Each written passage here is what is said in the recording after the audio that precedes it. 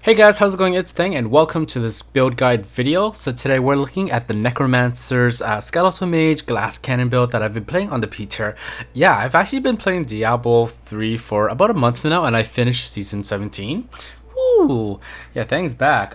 Anyways, we're gonna be checking out this build, and I've actually been having fun with it, and yeah, it's pretty easy. So if you've ever played a glass cannon build, you know that you can do a lot of damage, but unfortunately, you can't really survive that much, and any type of hit will kill you.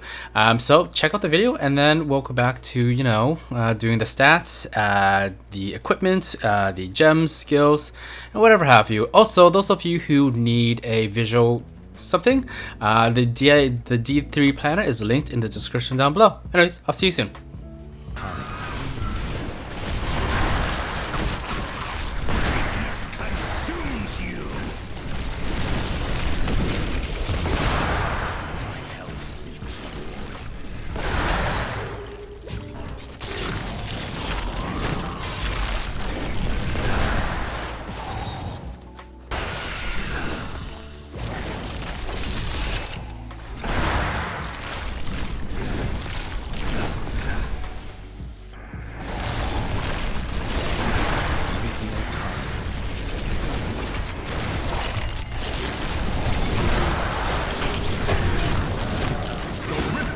Has arrived.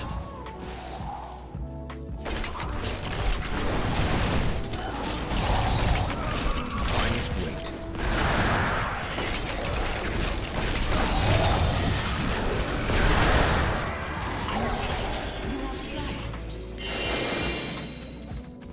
Welcome back. So let's jump into stats priority. Our main stat is going to be cooldown reduction. We want the maximum cooldown reduction as much as possible because we are using two skills here, which is the Simulacrum and the Land of the Dead, which has 120 seconds cooldown, right?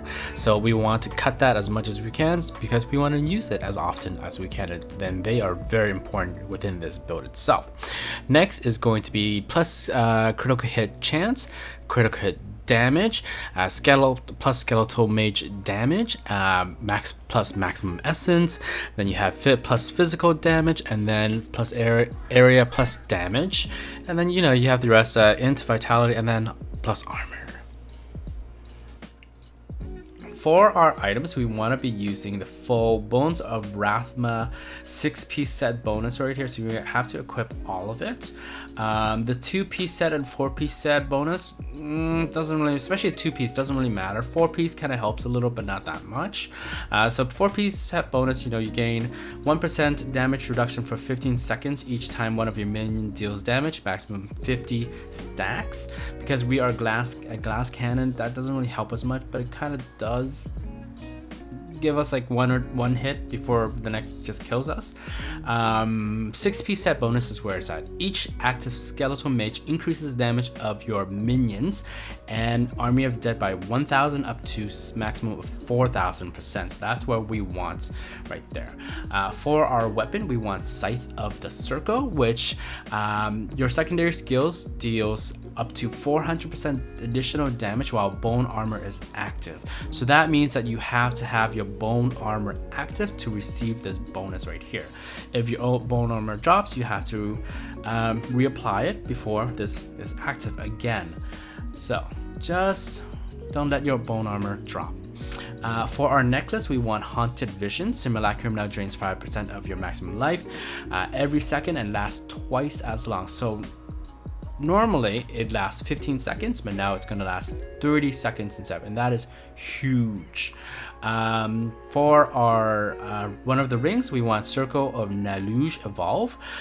You raise an additional skeleton. Instead of just one, you now cast 2, and they last up to 4 seconds.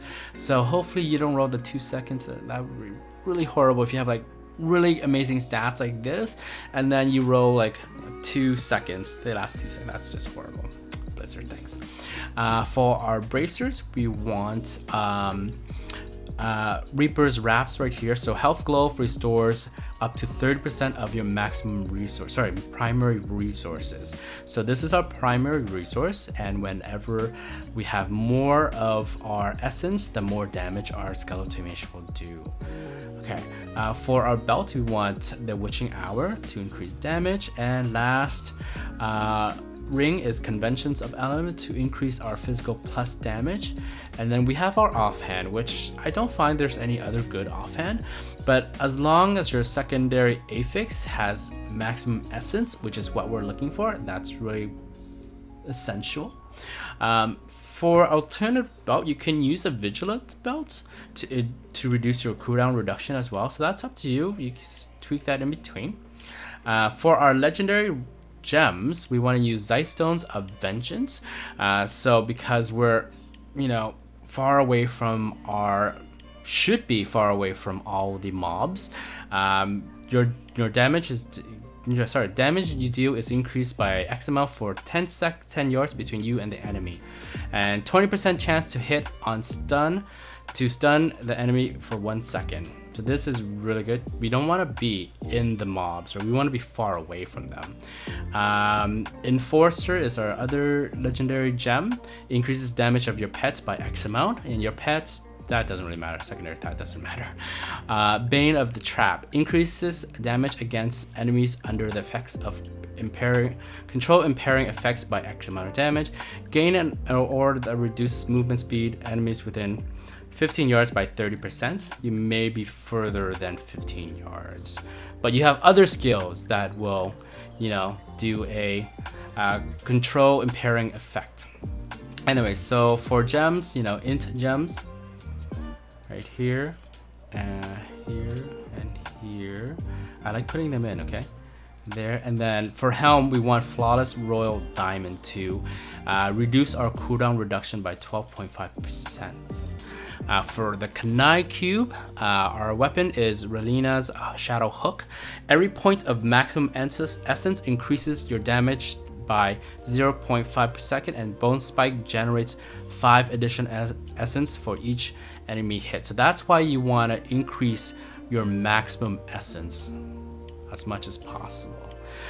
For our armor piece right here, we want Tasker and Theo. Increases the attack speed of your pets by 50%, so they attack faster. And for our ring in the Kanai Cube is Crispin Sentence. You deal 100% increased damage against slowed enemies, or triple this bonus against enemy affected by another type of control impairing effect. Yep. And that is it for our items and Kanai Cube. Let's jump into skills. So for our skills, we want to be using Bone Armor with Dislocation, which increases the Bone Armor duration to 60 seconds versus the regular 5 or 10. And because of our Scythe of the Circle, it just goes back down to 56 seconds, which is not that much. It's not a huge difference. That means that you don't have to think about refreshing it for quite a long time. It also enemy hits are also stunned for 2 seconds. Next skill is Simulacrum with Reservoir. So creates a simulacrum made of blood that will duplicate your secondary skills for 15 seconds because we have our Haunted Vision. It increases that to 30 seconds. And your maximum essence is increased by 100% while Simulacrum is active, which is really great because that is extra damage, a lot of extra damage. Our main skill here is Skeletal Mage with Singularity, so raises a skeleton from the ground to attack your foes, dealing 400% lasts for 6 seconds, and consumes all essence to summon a powerful minion. The minion's damage is increased by 3% for every point of essence consumed. So when you use this, try to have it as topped up as much as possible. It will do a lot more damage.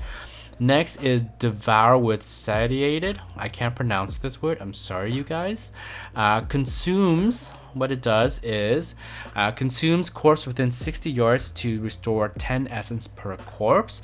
And this will increase maximum life by 2% for 2 seconds for each corpse devoured. Now, you can always use Devouring Armor first if you want, because it becomes an aura that consumes corpse within 15 yards to restore 11 essence. So instead of having to actually press the button all the time, it just automatically does it for you. So that's up to you if you want to do that. Then we have Land of the Dead with Frozen Lands. So all corpse skills can be used at will for 10 seconds. Enemies in the Land of the Dead are periodically frozen. So this synergizes with our Bane of the Trap very nicely, and our other stuff too. Our primary skills is Bone Spikes right here. Sudden impact to stun the enemies for 1 second. Other people also have it for Frost Spikes as well. So this actually is the other impairing controlling effect. So that's, yeah, you can use Sudden Impact or Frost Spikes if you want to. For our passive skills, we want Blood is Power, Life from Death, Overwhelming Essence, and Final Service. And that's it for skills. For the follower, I use the Scoundrel to increase my critical hit chance. Not only that, but his skills to slows the enemy down for 4 seconds, also blinds the enemy in front of the Scoundrel, and also stuns the enemy. So that's a lot of control impairing effect right there. For his items, I would use the S of Johan, and usually I actually have the Oculus Ring right here, but I don't know what happened to it. Usually you should have the Oculus Ring right there. So that's for the Scoundrel. So let's learn how to play this build. It's pretty much easy. Once you go in, you see an enemy. Where are they? Pop your Land of the Dead, pop some Necrons, pop your Mage. Remember to have your Bone Armor active. Once that active, everything pretty much is dead. Sit back, relax, press Devour, get your Essence back, get some health flow, more Mage, everything dies. Stay away from stuff. Do not be a hero and go in the front line. Let everything kill for you. See?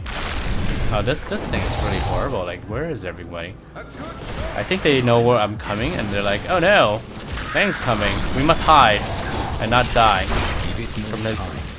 Oh shit! I ran out of essence. Oh, there we go. Sorry.